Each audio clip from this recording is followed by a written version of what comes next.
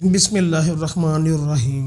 نبی کریم صلی اللہ علیہ وآلہ وسلم کا خطبہ حجۃ الوداع۔ لوگوں، تمہارے خون، تمہارے مال اور تمہاری عزتیں ایک دوسرے پر ایسے ہی حرام ہیں جیسے کہ تم آج کے دن کی، اس شہر کی، اس مہینے کی حرمت کرتے ہو۔ لوگوں، تمہیں ان قریب خدا کے سامنے حاضر ہونا ہے اور وہ تم سے تمہارے اعمال کی بابت سوال فرمائے گا۔ خبردار، میرے بعد گمراہ نہ ہو جانا کہ ایک دوسرے کی گردنیں کاٹنے لگو۔ فتح مکہ 8 ہجری کے بعد جب اسلام کی روشنی عرب کے اندر اور باہر ہر جانب پھیل گئی تو خانہ کعبہ میں صدیق اکبر رضی اللہ تعالی عنہ نے مسلمانوں کو آداب قبول سے مانوس فرما دیا اور ارض کعبہ ہمیشہ کے لیے کفار کے لیے حرام کر دی گئی۔ اس وقت اس ہادی برحق نبی اکرم صلی اللہ علیہ وآلہ وسلم کی امامت میں ایک حج وہ ہوا جو مسلمانوں کی انفرادی و اجتماعی کیفیات کے ساتھ توحید باری تعالیٰ کا ایک بے مثال نمونہ اور فروغ اسلام کی تا قیامت بقا کا ضامن بنا۔ جب ماہ ذی قعدہ 10 ہجری کا چاند نظر آیا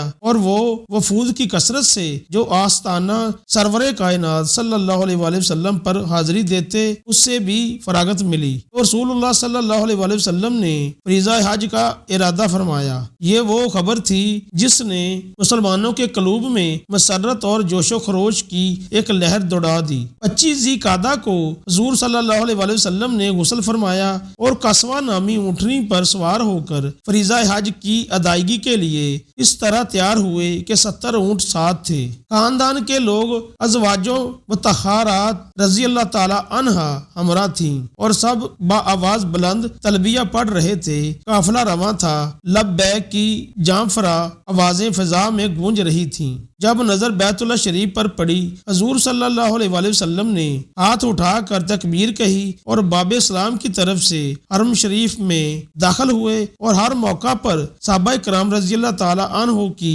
جماعت کو ضروری احکامات سے آگاہ فرماتے جاتے۔ 8 ذی الحجہ کو مینا میں تشریف آوری ہوئی۔ 9 ذی الحجہ کو جمعہ کے دن اشراق کے وقت عرفات کی جانب روانہ ہوئے، جہاں آپ صلی اللہ علیہ وآلہ وسلم نے مقام نمرہ میں خیمہ میں قیام فرمایا۔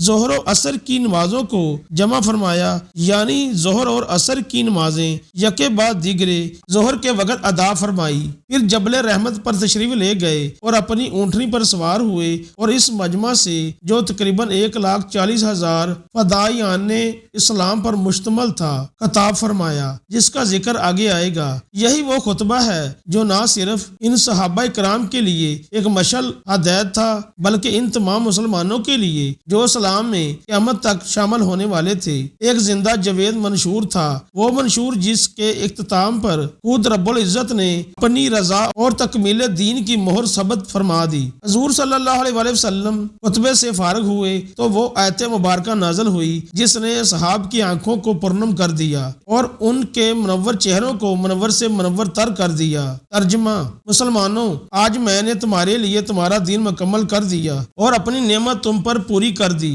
اور اسلام کو تمہارے لیے دین پسند کیا۔ اس خطبے کا متن درج ذیل ہے۔ نمبر 1، لوگوں، میں خیال کرتا ہوں کہ میں اور تم پھر کبھی اس مجلس میں اکٹھے نہیں ہوں گے۔ نمبر 2، لوگوں، تمہارا خون، تمہارا مال اور تمہاری عزتیں ایک دوسرے پر ایسے ہی حرام ہیں جیسے کہ تم پر آج کے دن کی، اس شہر کی، اس مہینے کی حرمت ہے۔ لوگوں، تمہیں ان قریب خدا کے سامنے حاضر ہونا ہے اور وہ تم سے تمہارے اعمال کی بابت سوال فرمائے گا۔ خبردار، میرے بعد گمراہ نہ ہو جانا کہ ایک دوسرے کی گردنیں کاٹنے لگو۔ نمبر 3، لوگوں، جاہلیت کی ایک بات میں اپنے قدموں کے نیچے پامال کرتا ہوں۔ جاہلیت کے قتلوں کے تمام جھگڑے ملیہ میٹ کرتا ہوں۔ پہلا خون جو میرے خاندان کا ہے، یعنی ابن ربیعہ بن الحارث کا خون جو بنی سعد میں دودھ پیتا تھا اور حزیل نے اسے مار ڈالا تھا، میں چھوڑتا ہوں۔ جاہلیت کے زمانہ کا سود ختم کر دیا گیا۔ پہلا سود اپنے خاندان کی طرف سے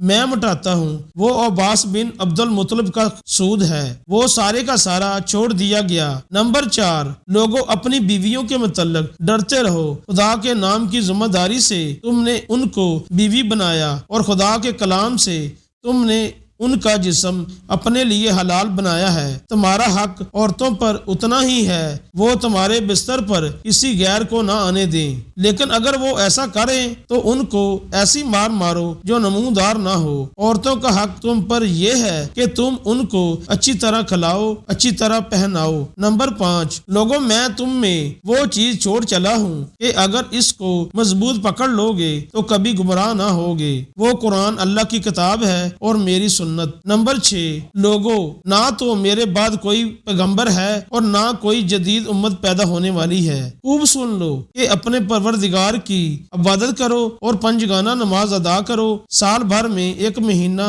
رمضان کے روزے رکھو، مالوں کی زکوٰۃ نہایت خوش دلی کے ساتھ دیا کرو، کھانا خدا کا حج بجا لاؤ اور اپنے اولیاء امور و احکام کی اطاعت کرو، جس کی جزا یہ ہے کہ تم اپنے پروردگار کی فردوس بری میں داخل ہوگے۔ نمبر 7، لوگوں قیامت کے دن تم سے میری بابت بھی دریافت کیا جائے گا، وہ جو ذرا بتا دو کہ تم کیا جواب دو گے۔ سب نے کہا کہ ہم اس کی شہادت دیتے ہیں کہ آپ صلی اللہ علیہ وآلہ وسلم نے اللہ کے احکامات ہم کو پہنچا دیے، آپ صلی اللہ علیہ وآلہ وسلم نے رسالت و نبوت کا حق ادا کر دیا، آپ صلی اللہ علیہ وآلہ وسلم نے ہم کو کھرے کھوٹے کی بابت اچھی طرح بتا دیا۔ اس وقت نبی کریم صلی اللہ علیہ وآلہ وسلم نے اپنی انگشت شہادت کو اٹھایا، آسمان کی طرف انگلی کو اٹھاتے تھے اور پھر لوگوں کی طرف جھکاتے تھے، فرماتے تھے اے خدا سن لے تیرے بندے کیا کہہ رہے ہیں، اے خدا گواہ رہنا کہ یہ لوگ کیا گواہی دے رہے ہیں، اے اللہ شاہد رہ